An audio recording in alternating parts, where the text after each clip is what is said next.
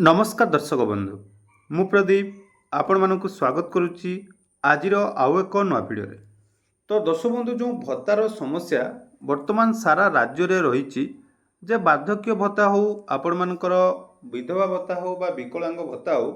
जो मानक दीर्घ 3 मास है टंका मिलूना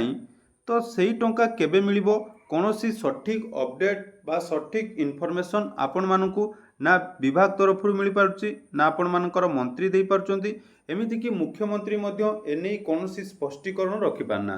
मुख्यमंत्री आपण मानकू कहिथिले आपण माने जानिथिबे जे जो मानकर 2 मास हला भत्ता मिली नाही सेमानकू चलित मास अर्थात जून मासरे एकाथरे 3 मासर टंका प्रदान करा जिवो किंतु वर्तमान आपण माने जानिथिबे प्रत्येक दिन किछि किछि नुआ हिताधिकारी को जहाँकि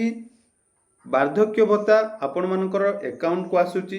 केवल आपण माने जदि अकाउंट रे टंका पाउचंती तो सेमानकर मध्यरु बहु जनक टंका जाकी अकाउंट रे क्रेडिट हेची पूर्वरु मु आपण मानकू दुईटी वीडियो माध्यम रे कहितली दुईटी डेट मध्य देखैतली गुटिए थिला आपण मानकर 10 तारिख दिन किछि हिताधिकारी को टंका आस्तिला एवं आउ किछि हिताधिकारी 15 तारिख टंका पाइथिले एवं गत काली अर्थात 17 तारिख दिन बहुत हिताधिकारी अकाउंट को पुणी मध्य टंका आसीची तो जो टंकाटी आसूची बा टंका आपण मानकर किछि जनकर टंका अकाउंट रे क्रेडिट होउची किछि जनक टंका अकाउंट रे क्रेडिट हो नै बहु जन मते जाकी मेसेज करचंती फेसबुक रे आपण मानकर इंस्टाग्राम रे बहुत सारा मेसेज मध्य आसुची जे वीडियो जो गुडी को मु आपण मानको अपलोड करथिली सेथिरे किछि हिताधिकारी आपण मानकर टंका पाइचंती एवं सेमाने मध्य कमेंट देइचंती जे हमरो टंका क्रेडिट हेची आउ किछि हिताधिकारी माने भाबुचंती जे मु आपण मानको फेक अपडेट दउची बा टंका आपण मानकर जदी आसी नै निहाती आपण माने भाबिबे जे एटा आपण मानकर फेक अपडेट किंतु मने रखंतु आमे आपण मानको कोनोसी फेक अपडेट दउनाउ जहाँ भी जेते बेले नुआ नुआ अपडेट आसुची सठिक इनफॉरमेशन एवं प्रूफ सहित मु आपण मानको डिटेल्स शेयर करची तो आपण मानकर बहुत सारा भल पाइबा पई वर्तमान हम चैनल ले 2,80,000 प्लस जोटा कि यूट्यूब रे हमर सब्सक्राइबर रही तेणु समस्त सपोर्ट निहाती रही तेणु मुझे कौन फेक अपडेट आपण मान सहित शेयर करने चाहूना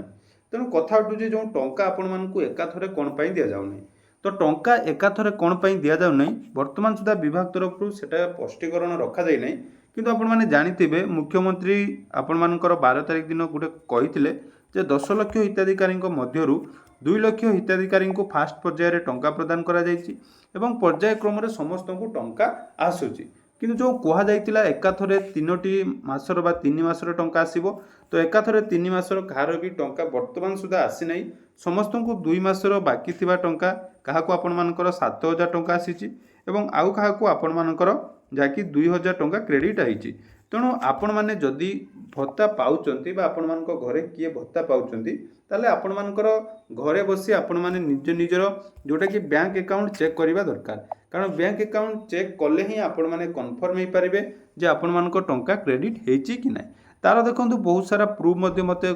मिलिची मु आपण मानकू देखौची जेउटी देखंतु बहुत सारा स्क्रीनशॉट हमर जो माने सब्सक्राइबर रहिचंती हम सहित शेयर करचंती देखंतु एठी आपण मानकर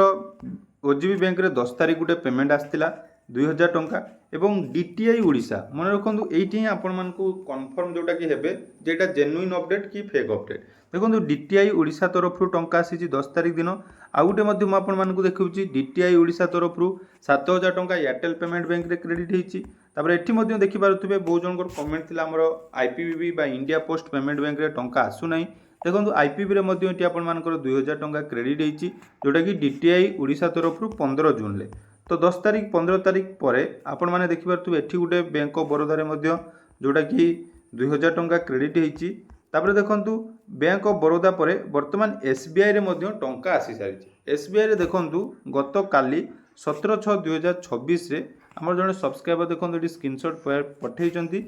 12:33 समय रे आपण मानको अकाउंट रे जोटा कि 2,000 टंका क्रेडिट एटा देखंतु 17 तारिख आउरी मध्य देखौची 17 तारिख आउरी मध्य 2,000 टंका क्रेडिट हेची जोटा कि आपण माने एटी देखि पारुथबे राति 8टा समय रे आपण मानकर ओजीबी बैंक रे 17/6/2026 रे 2,000 टंका डीटीआई ओडिशा तरफ क्रेडिट हेची तेणु टंका आपण मानकर आसुची बहुत जन जानि पारुनांती जे टंका आसुची बिली तेणु कमेंट करचंती जे हमर आसु नै तेणु एटा फेक अपडेट देखंतु म आपण मानकू बहुत सारा स्क्रीनशॉट मध्य शेयर कर देली एगुडी कहला प्रूफ जे पर्याय क्रम रे किछि लोकन को मिलुची एवं किछि लोकन को मिलु नै ତେଣୁ ଏହାର ଯେଉଁ ସଲ୍ୟୁସନ୍ କଥା ଆପଣମାନେ ବାରମ୍ବାର ପଚାରୁଛନ୍ତି ଯେ କେବେ ମିଳିବ ଦେଖନ୍ତୁ ଏଇ ଆଜି ଆପଣମାନଙ୍କର 18 ତାରିଖ ହେଇଗଲା